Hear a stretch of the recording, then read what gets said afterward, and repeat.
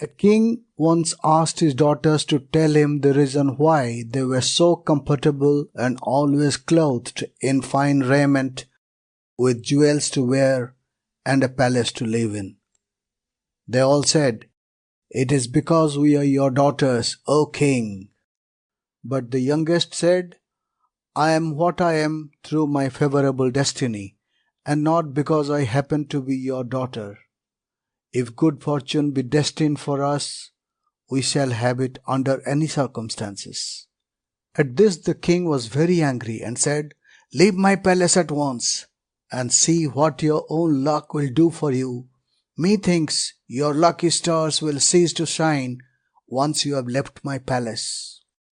But in order to further humiliate her, he determined to get her married to the poorest man in his kingdom, and one who was weak and sickly and about to die.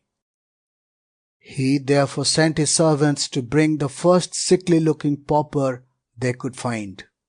Now it so happened about this time that one Vikramadith, a holy mendicant, was lying outside the palace gates, stricken down with great suffering and almost at the point of death, and they brought him as the most suitable man for the young princess to marry. The poor beggar Vikramadith was in reality a great king, who once reigned over the ancient and holy city of Ujjain, but he had abdicated his throne in order to become a sannyasi, or begging fakir, and was then on a pilgrimage to Kasi, the holy city of Benares, where he hoped to pass the rest of his days in prayer and the deeds of charity for which he was well known. The sickness with which he was stricken down at the gates of the king's palace was caused through his great love for God's creatures, and happened in this way.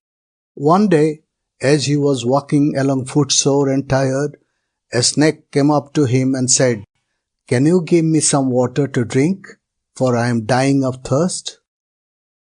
Vikramadith replied, "I have no water in my gourd, having just drank it.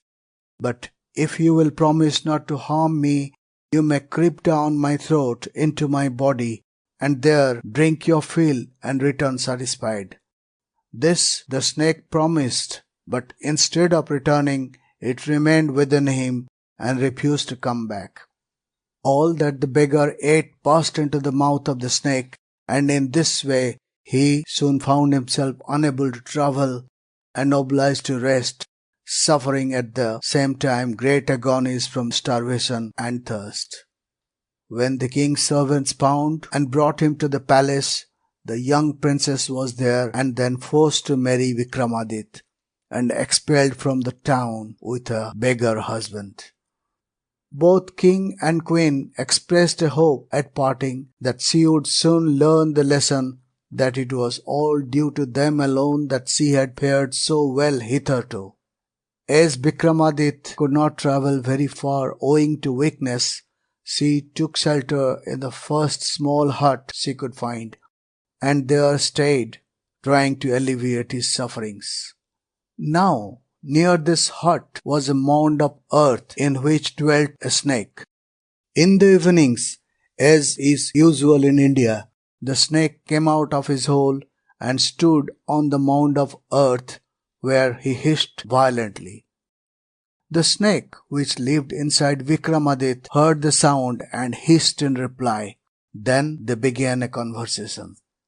The snake on the mound said, "You traitor! You were given permission to drink water, and this is how you treat the holy fakir and break your promise to return without doing him any harm. You shall now be given a certain seed to eat, which will entirely destroy your body, and you will die in agonies." The other snake replied, "You miser, you dog in the manger, who live over a mound beneath which lies vast treasures and priceless jewels. You know that you cannot use them yourself, and yet you will allow nobody else to touch them. Your end will be that a woman will kill you by pouring boiling milk and butter over you." The young wife heard these two snakes denouncing each other, and determined to act upon what she had overheard. When leaving her father's house, she had managed to hide on her person a small pearl ring, and this she now pawned for a small sum of money and purchased milk and butter. Warming these to boiling point, she went over at midday and poured them into the snake's hole in the mound.